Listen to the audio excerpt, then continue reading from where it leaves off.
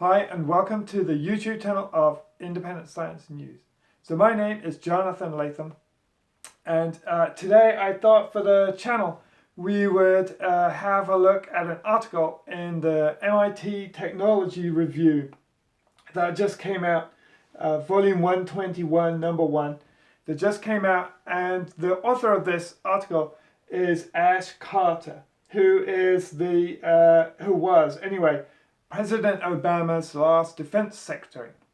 So he was defense secretary from 2015 to 2017, and I thought I'd look at this article because this is something that is published in an intellectual magazine, right? The official magazine of MIT, and it's written by someone who is absolutely a member of the establishment.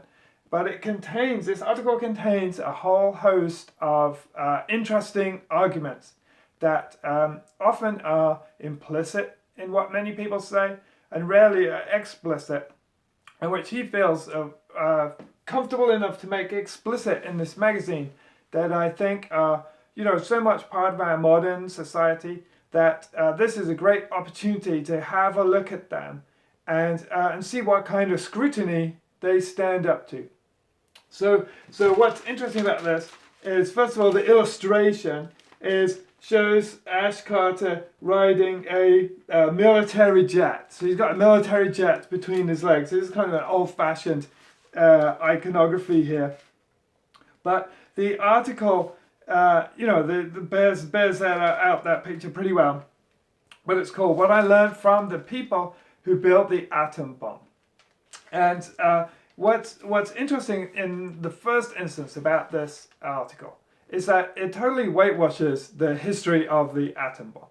So he presents the people who built the atom bomb as people who dedicated themselves, first of all they made the bomb, then they dedicate themselves to arms control, right? This is his story, and he learned from them all kinds of interesting lessons about how to control technology to make sure it works for the general good.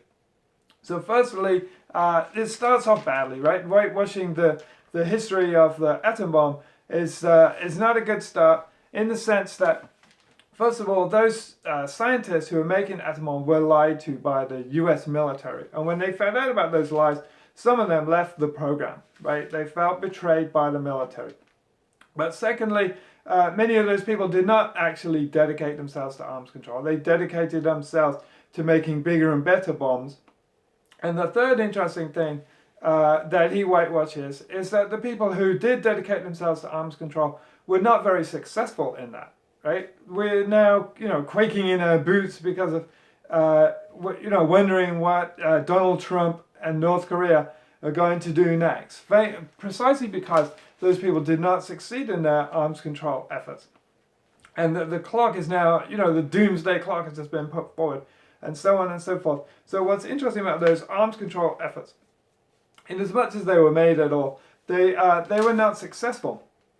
So, but this is not the lessons that Ash Carter takes from this article.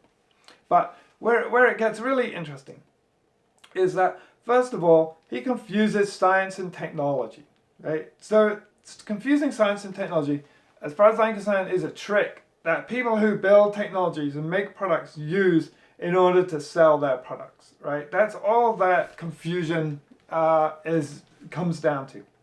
Science is a intellectual pursuit, and technology is the process of making products.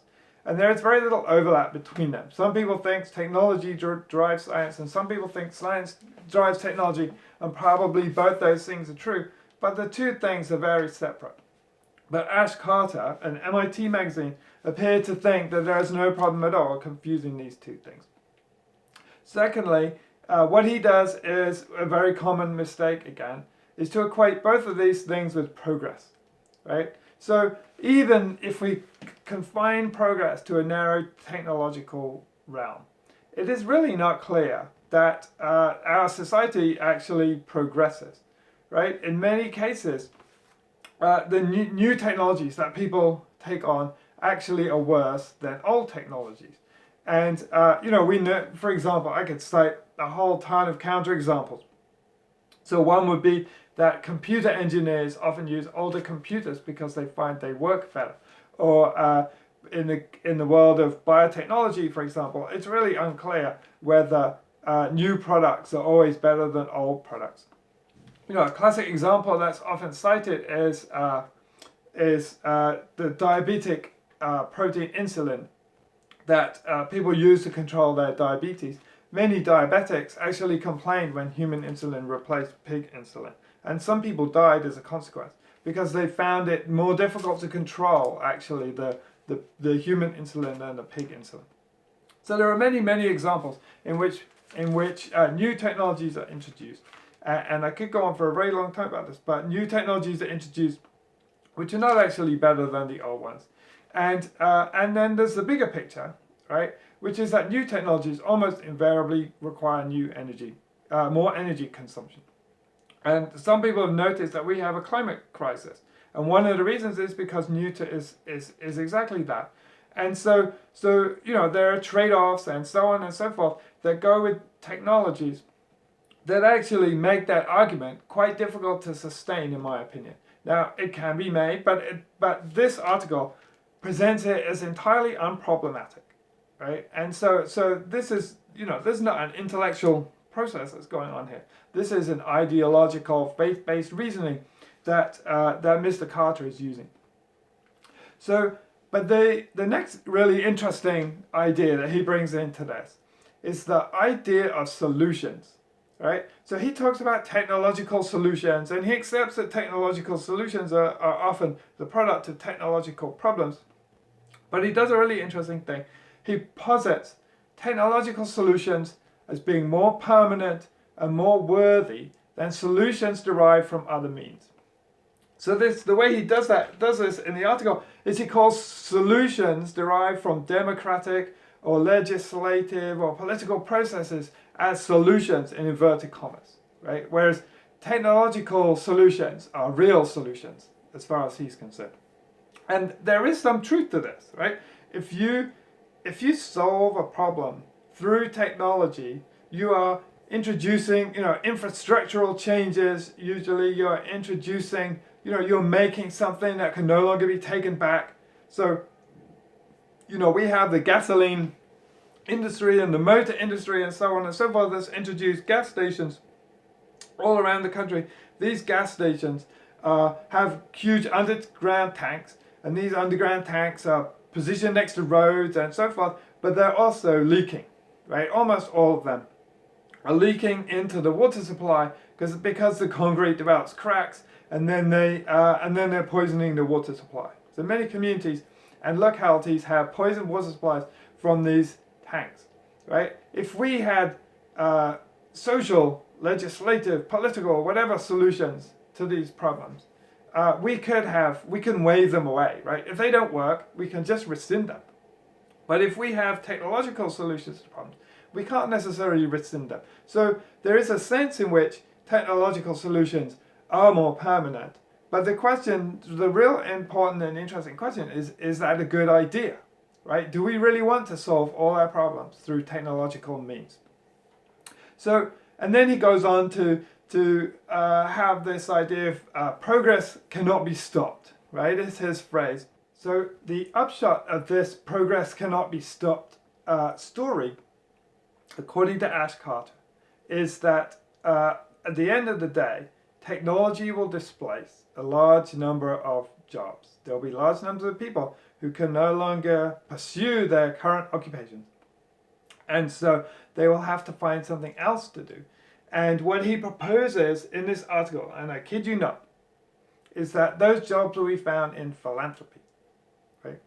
So forgive me for not living in Silicon Valley, but there's a few quite obvious questions that you probably don't need me to help you ask. But let's just go through them very briefly. So secondly, in this technologically advanced society, in which all our solutions have been solved by technological advances, in inverted comma, what will be the need for philanthropy? right? If we have the perfect society or a near perfect society, it's not at all clear what that philanthropy will be composed of. And the second question will be, what is wrong with the philanthropy that we have at the moment? At the moment, we have a philanthropy much diminished thanks to the government of President Obama and various other, basically every president since Lyndon Johnson is a much diminished welfare state.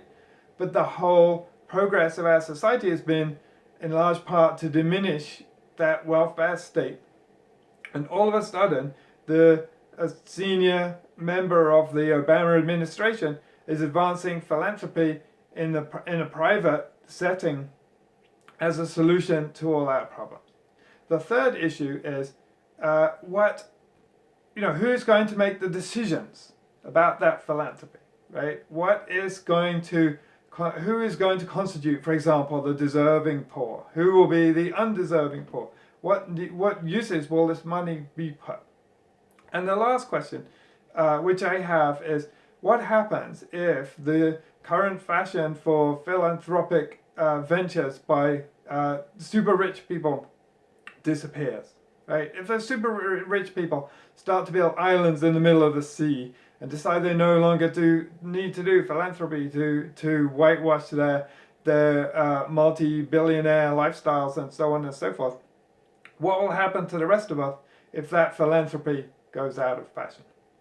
So this is the kind of philosophical and political and democratic analysis that's missing from the assessment of Ash Carter, right? What he could have learned from the people who built the bomb is that if you don't have that philosophical, sociological, democratic analysis, your efforts to make your technology work for the good of all humanity will not succeed, right? That is what happened with the atom bomb.